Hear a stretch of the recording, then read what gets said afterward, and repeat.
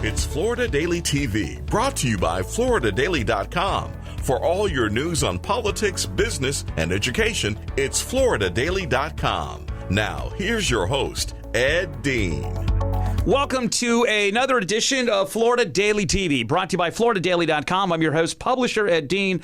Kevin Derby by Zoom out of Tallahassee. He is the editor of FloridaDaily.com and wrestling aficionado. Like, is that the right word?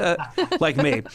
We joke around all the time. And Claire Goforth is back with us again today, the very well-known political reporter for the daily.com, and also you can hear her on NPR stations.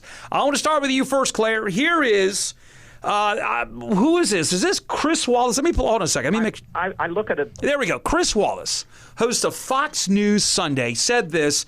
As we talked about this before, some of the polls, not all, some seem to be tightened a little bit. I would agree. That's expected. I'm the first one to admit that. Chris Wallace has pointed out that when most people run for office, in the general election, you run to the middle. Biden seems to be running to the left, and they're giving a lot of credit to Bernie Sanders. Listen to the clip. I look at it. Bernie Sanders' campaign from a different point of view, and that is the degree, although he lost, again, the degree to which he shifted the debate inside the party. If you were to look at the things that Joe Biden, who seems is now supporting, it is so far, although it is certainly more in the middle than what Bernie Sanders was saying in this campaign, it is so far to the left of where even Barack Obama was in 2012. Sanders lost, but he moved the entire conversation in the Democratic Party and the policy positions of Joe Biden significantly to the left. So there you go. So who is the big winner right now? Is it Biden or is it the Bernie supporters back from the grave getting what they want? And by the way, they never went to the grave. They haven't gone away from anything. You know, we talked about this, about all the delegates wanting to put in a Medicare for All plan on that. We had a big story about that at FloridaDaily.com. Who is the big winners? Is it progressives or is it the group of moderates that voted in Biden in the general election? I mean, at least in the primaries for the general election. Well, they're both winning, honestly, because the moderates have their arguably centrist candidate Biden, but now Biden's starting to shift to the left. It's giving the progressive something. I mean, you could say this is Senator Bernie Sanders fans, the Bernie bros, are winning something here. Right. But could we also acknowledge that the fact that Alexandria Ocasio-Cortez has helped move things to the left? So has Senator Elizabeth Warren. And that reflects what's going on in the American population. People want some of these policies. I mean, Joe Biden right now is but Biden didn't run in those policies. He didn't, but now he's shifting to the left to try to attract those voters because he probably feels as though the moderates are going to come with him no matter what. He needs to get those people who maybe kind of swing voters, because there was a weird number of people that would have voted for Bernie Sanders who then voted for Trump because they wanted kind of different ideas in there to see how that worked out. Kevin, she has a valid point, but you know, we hear from people all the time at letters to you and all of us at FloridaDaily.com on radio shows that you do a lot besides mine, that this is done. They don't care. You could have put a statue of Jimmy Carter 30 years ago. They're going to vote for Jimmy Carter over President Trump. Does Biden really need the far left to, or let's say the Bernie crowd, to win this? Or if it's such a despite for President Trump, why wouldn't he move more to the middle? Look, I think Joe Biden is in the middle, to be very candid with you. And Donald Trump, has gone to the right. He's making no effort to go back to the middle.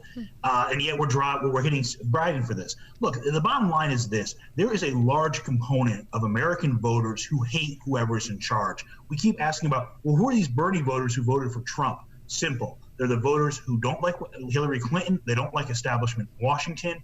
They don't like the endless wars that Joe Biden, Hillary Clinton, and yes, the Bush administration got into. Trump was supposed to change that. He was going to drain the swamp.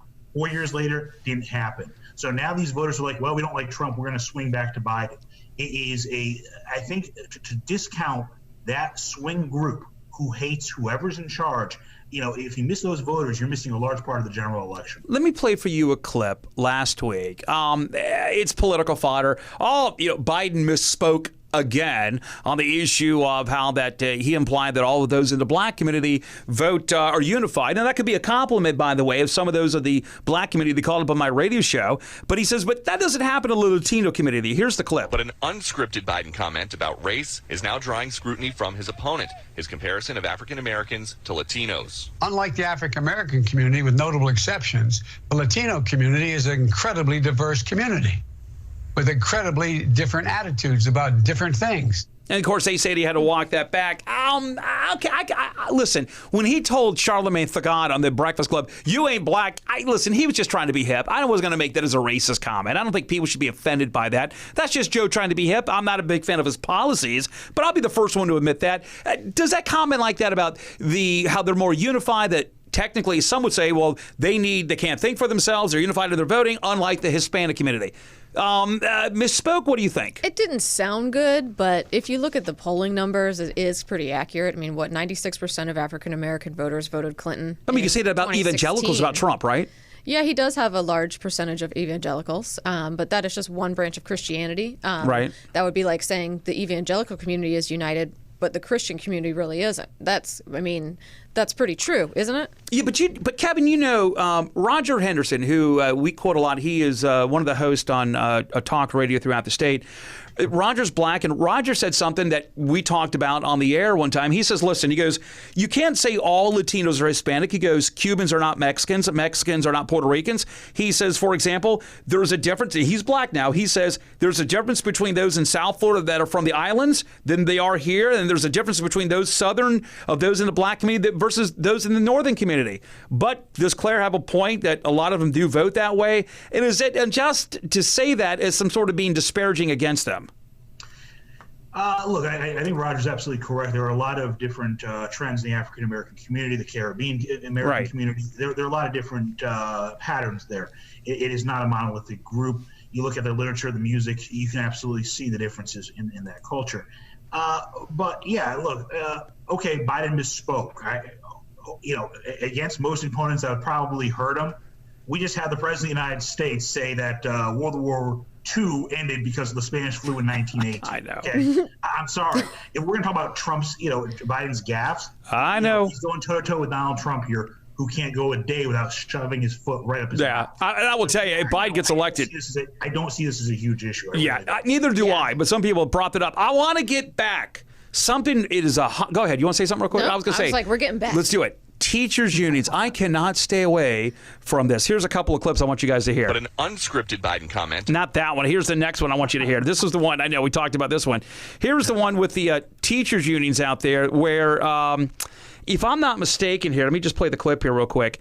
This is the one where they were talking about starting back up schools. Let me see if we've got this one ready to go. But I guess it's not that one. Let's try the next one here, guys.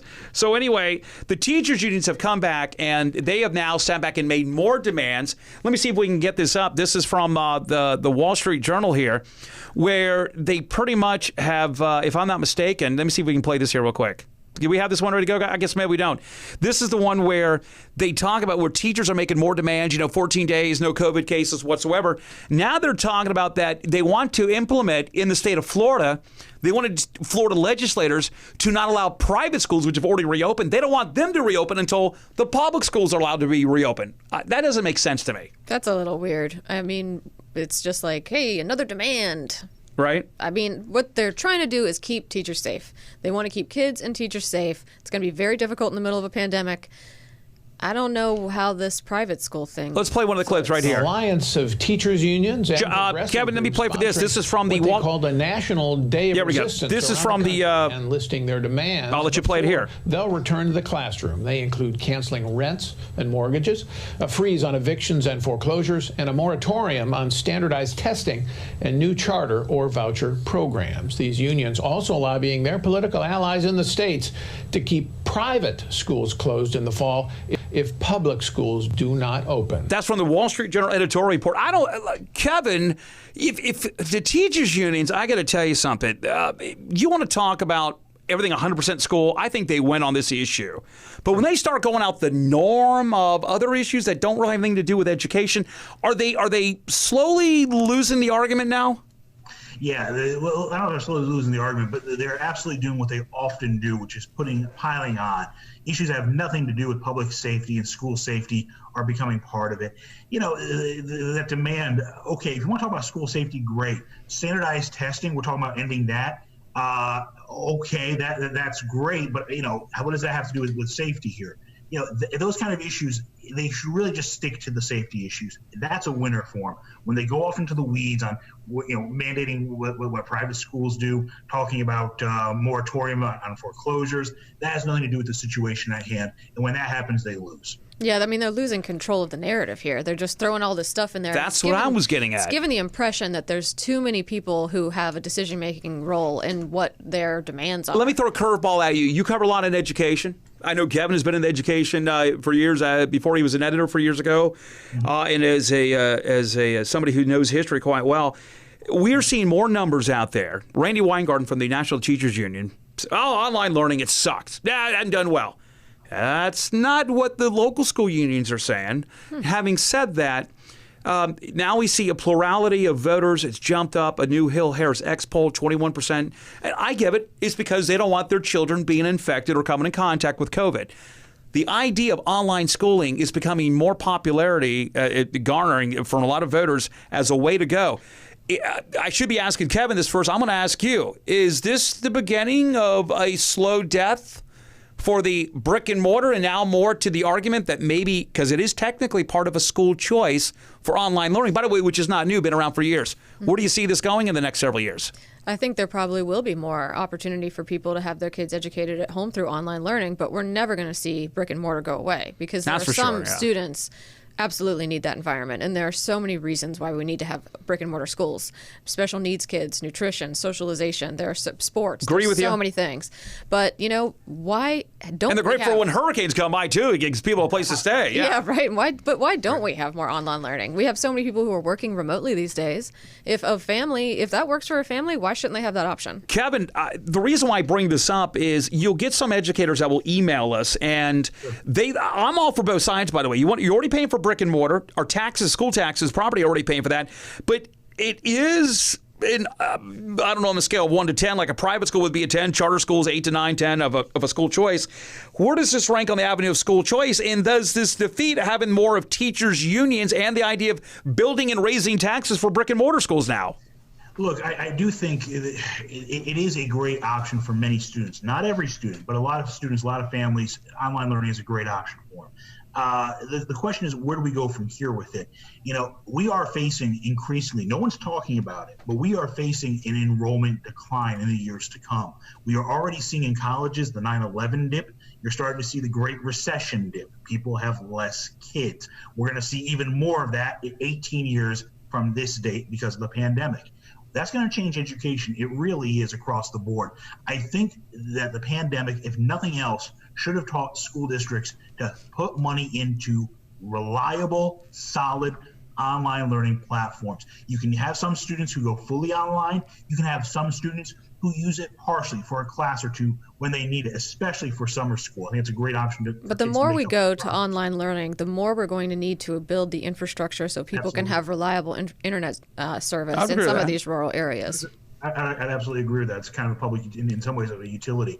The one thing I would caution about this, I look at it and I'm like, I don't think we're there yet. A lot of the problems that we're having, they just aren't there. The teachers don't know how to teach it. And let's be very candid. We keep saying students know all about technology. I think a large part of the online learning experience we've seen this year, students know how to go online to entertain themselves. They know how to play video games. They know how to go social media. That doesn't mean they don't know how to technology. Watch a little TikTok. Yeah. Hey, real quick, another issue. I want to get to you, Kevin, just first here.